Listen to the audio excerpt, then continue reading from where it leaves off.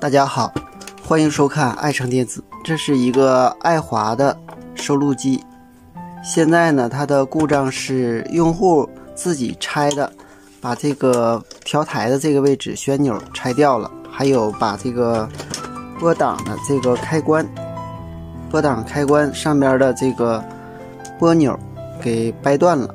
现在新的键子买回来了，我们给它换上。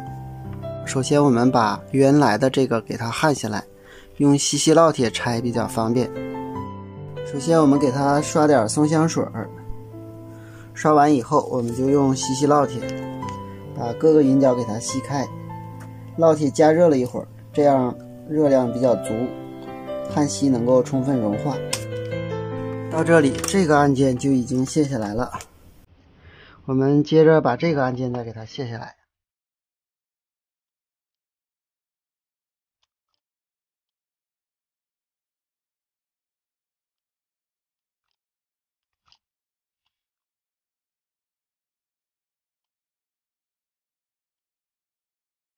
两个拨档开关都卸下来了，它的开关一个是12角2档的，一个是8角3档的。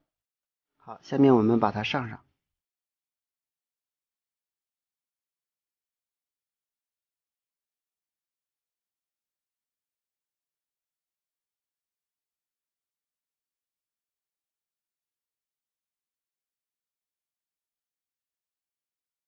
好，焊接完毕，下面我们只需要把它上上就行了。它这个机器这个位置有这个齿轮，比较不好上，需要把这端给它卸开之后才能上上。好，下面我把它复原。好，现在完全装好了，我们听一下它的声音，这是收音机。